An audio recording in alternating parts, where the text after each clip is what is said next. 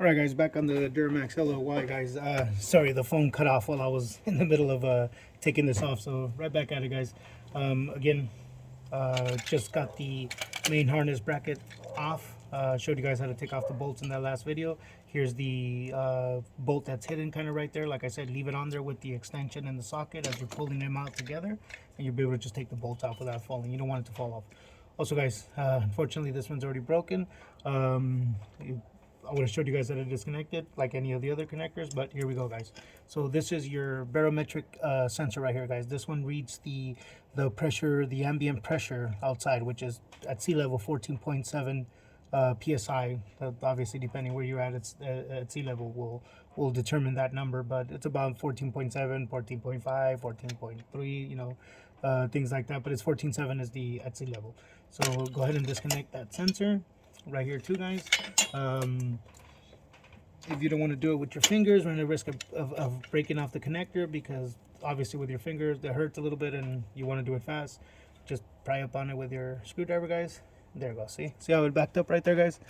There, it's off. Right here guys, what's this? Oh, also guys, this connector right here, which goes to this sensor, which that sensor leads to the turbo over there, that is your VGT position sensor right there. That tells the computer at what position the VGT wheel is at, or the VGT unison ring is at, so the computer can adjust. It also keeps a better track of the turbo to know if there's something already starting to happen with the VGT system. It's a good thing and a bad thing. Fords have the same exact thing.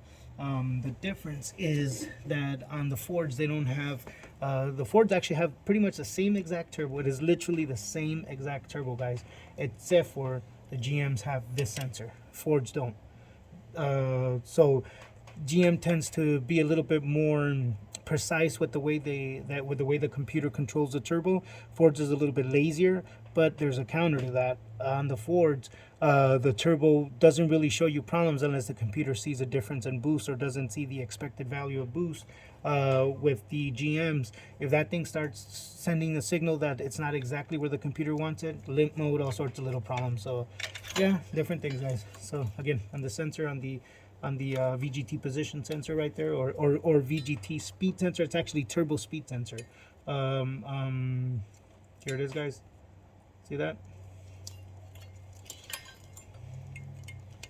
There it is, it's out guys. There it is, it's out. Bracket's gonna be out of the way guys. All right, now that these things are out of the way,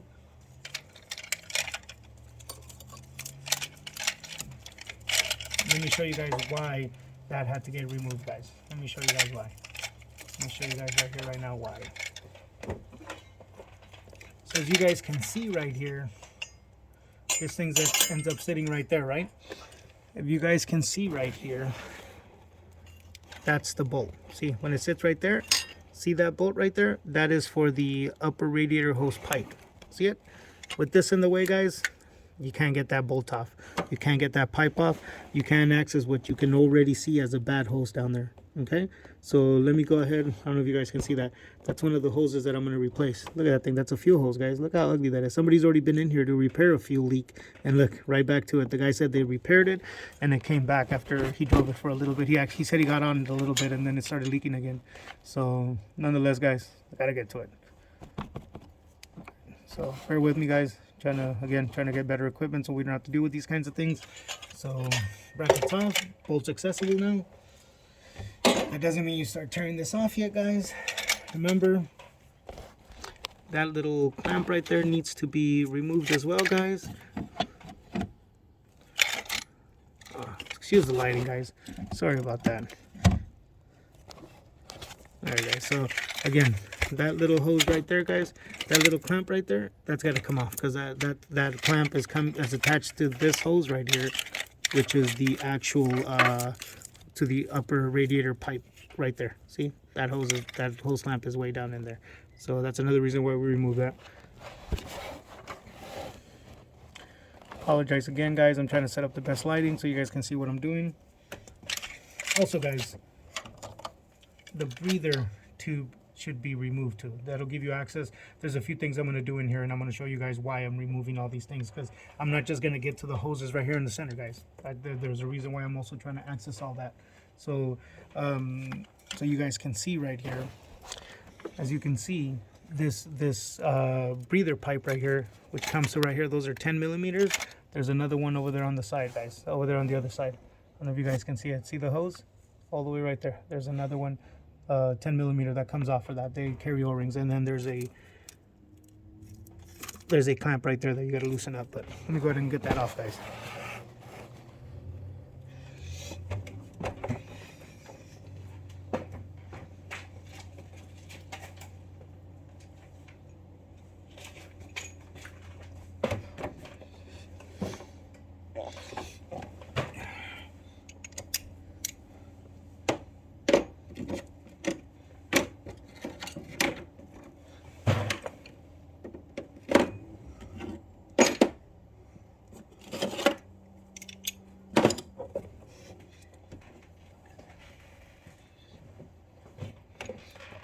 Alright, guys, sorry about that, guys.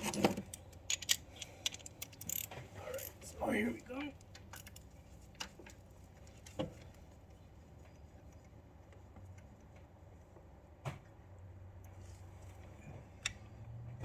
There's a little 10 millimeter for the other side like this right here, guys.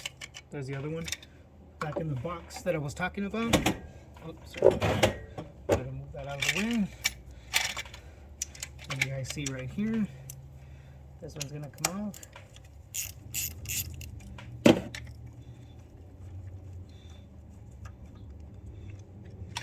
Again, 10 millimeters for the breather tube. There it is. In the box, the allocated box. Now it's time to get that off right there, guys.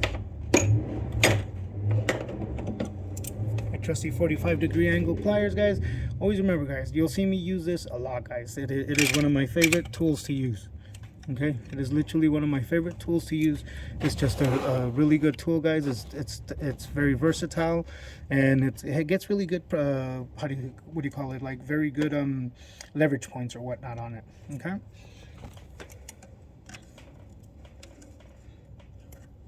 There it is, guys. So this thing's gonna be ready to come off. The way I usually do it is that I'll pull up on this bad boy here. Pull up on that. Also, guys, see, this one's already broken. If you guys see right here, this thing's already broken. You're gonna see it right now. But look, just twist back and forth, guys. These things sometimes don't come off all the way, guys. So you have to put the clamp on it. You have to put the pliers on it, on the clamp, while you pull up.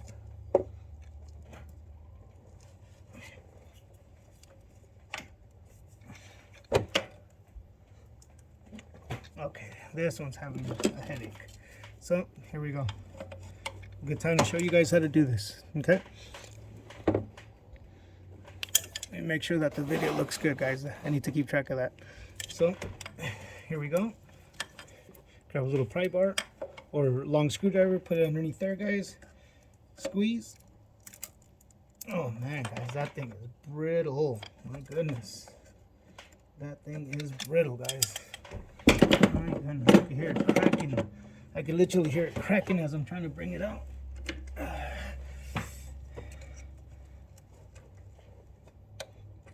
Man.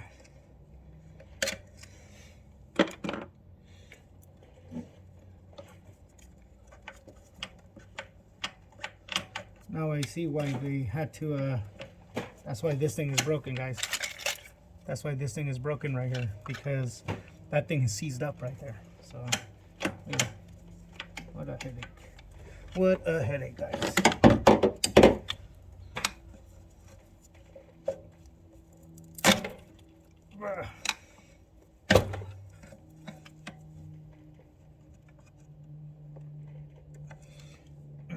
That thing does not want to come out, guys. Man, these are the headaches of this. This thing does not want to come off.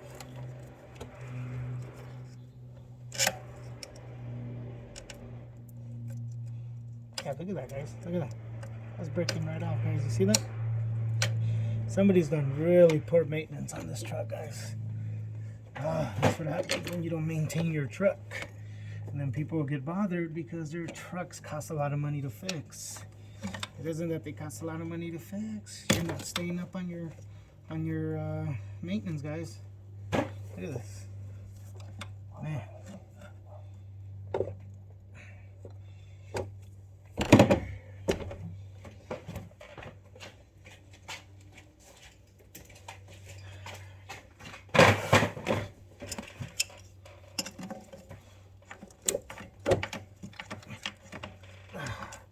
See what I'm doing, guys, with the channel locks? Trying to get it out like that, guys.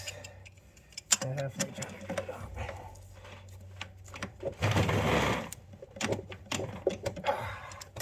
That is still very hard, guys. It does not want to come out, guys. This bad boy does not want to come out. You hear that? You hear that breaking, guys? Yeah. So you guys see what I'm doing? Sticking this long screwdriver underneath here, prying up on it, right here, prying up, and turning it. Let me show you guys. It's coming out slowly, guys.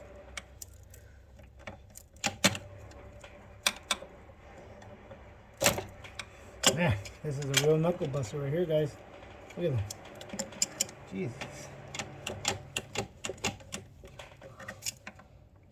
Alright, guys. It's coming off, guys. Slowly but surely. Man, this is horrible, guys. There it goes, guys. See that? Came off, finally. Man, thank God. There it is, guys. This thing is just, there's no more real rubber. It is hard. There's oil that goes through there. Somebody, whoever messed with it before, broke it. They didn't care.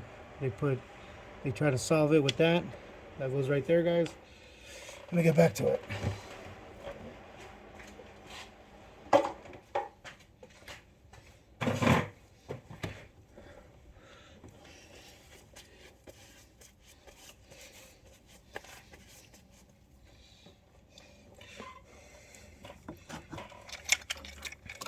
Alright, guys, so now we have that off. Okay, guys, so now if we want, guys, it is time to get that little clamp off over there at the end, so that way I can start getting this pipe off, so we can start looking in there, guys.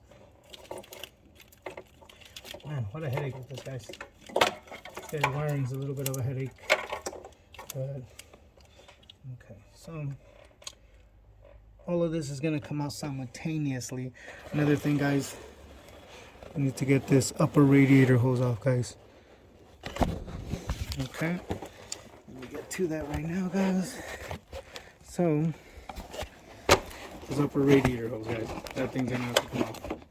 It's not gonna work that way. So what you can do with this upper radiator hose, guys, is